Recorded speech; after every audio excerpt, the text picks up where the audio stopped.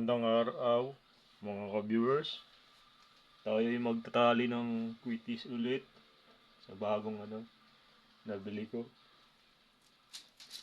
Ito yung quitis stick na small, 28 inches kung may magkakatanong. 28 inches ang haba, standard. Una natin itatali yung bombshell. Bombshell.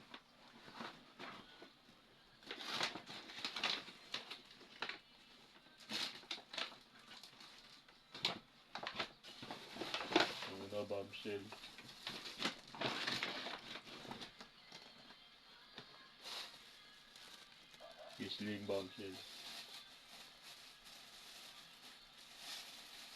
Alam nyo yun, nung tinanggal ko yung yung stick ng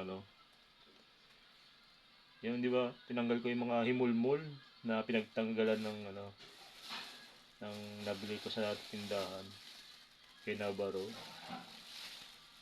Parang iba yung iba yung tali ng, hindi ko alam kung anong tawag dun hindi ko kasi tinatanong. Para siyang, kasi pag pag ginanong ganun siya, napuputol pag pag finish na. Kaya ang bilis nila magtali di ba, natapos na itali, napuputol, naihatak lang ng ganun. Itong sa akin iba oh, ito yung panali sa sa ano ba to, sa sako, yung pantahi. Yan ang gamit ko.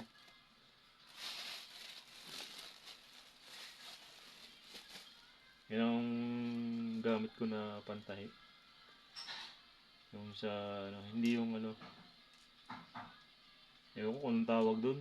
Kasi napuputol siya nung hinatak ko yung yung tali, napuputol pag napepesa. Ito hindi kahit atakin ang tibay.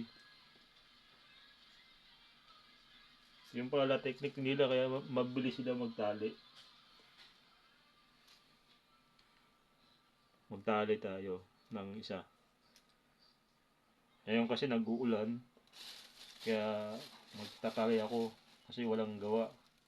Wala masyadong customer sa sa pangangalakal ko. Kasi ako ay isang mangangalakal, nag-uulan. Kaya ito ang gawain ko ngayon, magtali.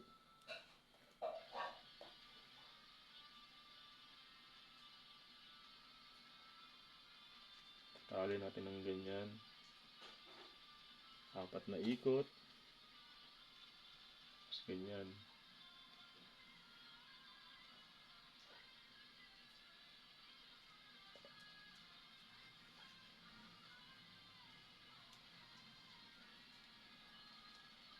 Ganito magtali, iba. Pero may buhol din to. Pero matibay ito, hindi ito nahahatak.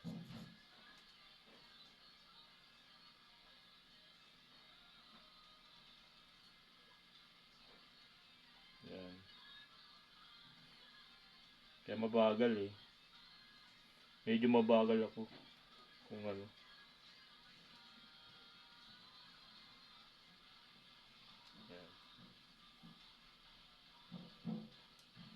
Tapos to, igagawin to. Ilululusot dyan. Para talagang lock siya. Yan. O diba lock siya? Gaganyanin ulit. Gaganyanin. Dalawang ikot. Tapos ilalagay dito to. Dalawang ikot. Ayun, okay na. Kaya lang sobra. Hindi ko natansya yung Kapitin natin. Okay na po. Mga viewers. Tali na po siya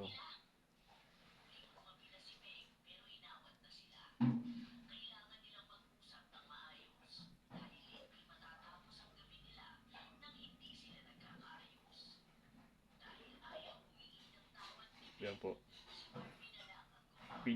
Finish tali from made by Eru viewers. Aero, paano pala souvenirs, Aero viewers. Finish made by, Aero. Hanggang dito na lang mga kapero, mga ka-viewers. At ako pipinish ko na rin to pagkatali. Salamat po at God bless po sa inyo.